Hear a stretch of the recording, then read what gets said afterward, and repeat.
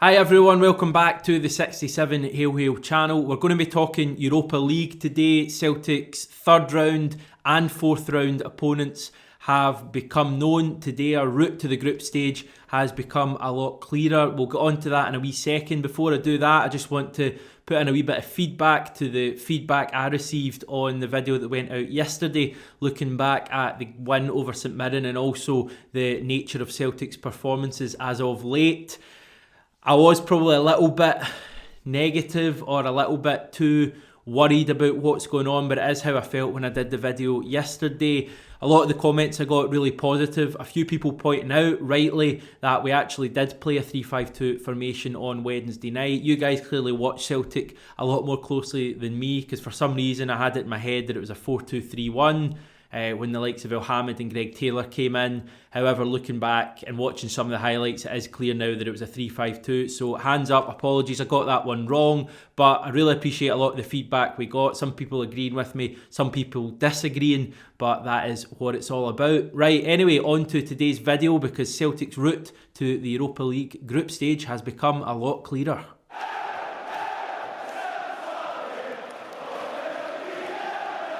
So we now know who stands between us and a place in that 48-team group stage that we've made it to in the last couple of seasons. In the next qualifying round on Thursday, we will travel to Latvia to face their champions Riga FC. That only became clear earlier today on Friday, as they just squeezed past Tre Fiori, who are the champions of San Marino. 1-0 that game finished in Latvia. If we manage to get through that game, taking nothing for granted, but if we do get through against Riga, we'll move on and face either FK Sarajevo, the champions of Bosnia, who we faced last season, or FK Buducnost Podgorica, who are the champions of Montenegro. Now, on today's video, I'm going to take a look at those three teams, the three teams who stand in our way of Europa League group stage football, give you some of the positives about them, maybe some negatives or recent European form, where they sit in the league table, a couple of bits on their top scorers and that kind of thing. So yeah, let's just get into it.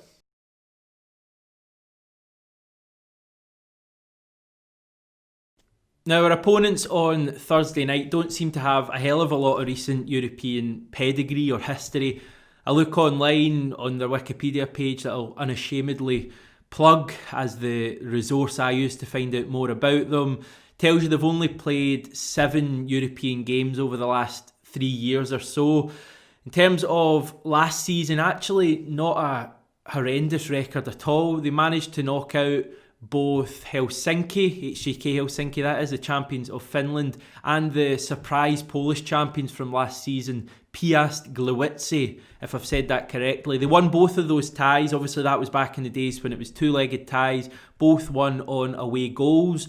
They were then knocked out of the Europa League at the final qualifying round by the same team that knocked us out, FC Copenhagen. They actually fared better than us against Copenhagen. We lost the tie 4-2 in aggregate. They lost 3-2, and they actually beat Copenhagen 1-0 at home before losing 3-1 away from home.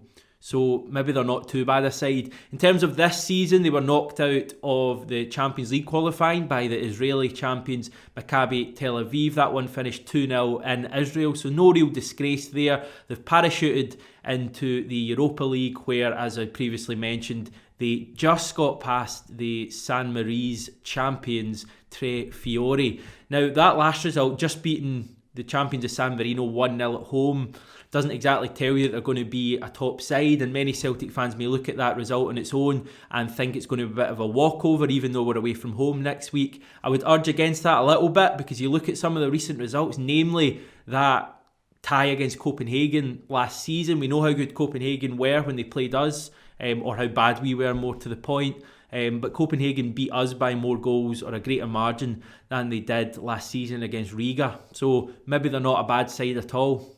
They're currently top of the Latvian league by a couple of points this season. After 18 games, they've only dropped 6 points out of 54 this season. Their top scorer, Kule Mbombo, yes, Mbombo, that famous surname of Bolingoli, who's now departed Celtic. Kule Mbombo has 11 goals in 18 games, so he's probably the man to watch when we play them next Thursday.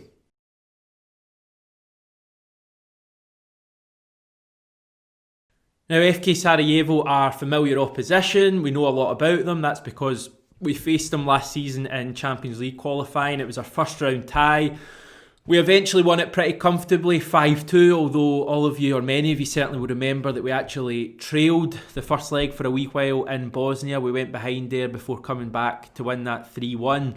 After we dumped them out, they went into the Europa League. They were then beaten in a two-legged tie 2-1 by the Belarusian champions Bate Borisov. No real shame in losing that one. Moving on from that, this season, obviously one-legged ties. They dumped out the Welsh champions Connah's Key Nomads 2-0 away from home before coming unstuck away to the new Belarusian champions. Again, 2-1 that one finished against Dinamo Brest. So they've had it tough against the Belarusian sides, but there's enough there to prove that they're a decent side. And obviously the fact we faced them last season, and although it was comfortable, the fact that it's only a one-legged tie and it's over in Sarajevo, this is far from a walkover. As we'll know from last season, the team is virtually all Bosnian other than their captain and a few other players. Their captain's probably their main man. He's from North Macedonia and he goes by the name of Krista Velkowski.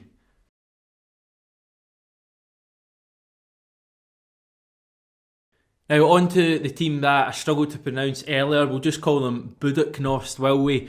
They won the Montenegrin League by 18 points last season. They are in 5th so far this season, although it is only 4 games in. Having said that, they have already lost 2 of those matches, winning the other 2. So they're maybe not one of the best teams in Montenegro at the moment, even though they did run away with the league title last season.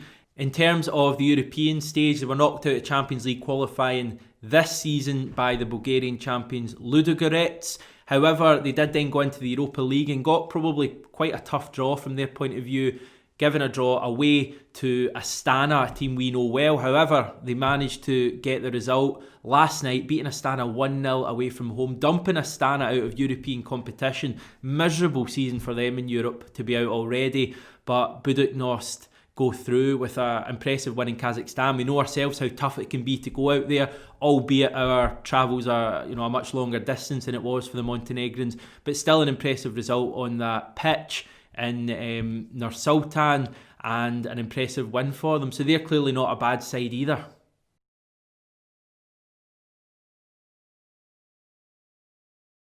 So it's hard to know who we're going to face if we get through against Riga next week. I think the tie between Sarajevo and Buducnost looks 50-50. Maybe Sarajevo slight favourites, having had the home advantage next week, although Buducnost, as we said, have already gone to Kazakhstan and won, so going on the road doesn't seem to trouble them too much. It's probably the best draw we could have got, actually, looking at it. Obviously getting them at home would have been ideal. The same goes for Riga next week, but if we can't beat the champions of Latvia and then either the champions of Bosnia or Montenegro to get to the Europa League group stage, then if we're honest, we don't deserve to be there. We're Celtic, we should be winning these 2 ties, but that doesn't mean we should get complacent and expect the job to be pretty easy. I think it'll be a challenge. I wouldn't be surprised if maybe we drop down a goal early on in one or both of the games, but I think we'll come back. We'll have too much strength for whoever we face, and we'll hopefully get through. I was looking online in the UEFA website. It seems very much like fans won't be in place at either of those games, which is obviously a big bonus for us being away from home. Think back to Sarajevo last season especially. Massive home support. I think it was about 35,000 or something packed into that ground for the game last year, and they really got behind their team. So the fact we'll be playing behind closed doors this year could actually help us, I think, going away from home, certainly in the qualifying rounds. So yeah, that's what we've got to face. First leg will happen on Thursday night, as we say. Then looking forward, the next game, if we do get that far, is currently scheduled for the 1st of October. However, we are also scheduled to play St Johnstone the following night, and given that Sky Sports earlier this week confirmed that game and moved it back to a kick-off time of 8:15, and the fact Scotland play the following midweek and Steve Clarke wants his team to have as much time as possible to prepare for their big game against Israel, I wonder if the Europa League playoff tie is going to be moved to maybe the Tuesday night rather than the Thursday. Obviously we still need to get there and that will be confirmed in due course, but that's something to look out for. Hopefully this video has been a little bit of assistance to you. The conclusion that I would give is that we're Celtic, we should be qualifying, we should have enough to beat any of these 3 teams to get to the Europa League group stage, but it's not going to be easy. It's going to be a challenge, and the fact that we're away from home, I think, adds a bit of complexity to it. So we're looking forward to it. We're back tomorrow. Me and John McGinley will be doing the reaction to the Livingston game. Hopefully we see a good Celtic performance, hopefully we see a few goals, and hopefully we see us back at the top of the league. Until next time, take care and hail hail.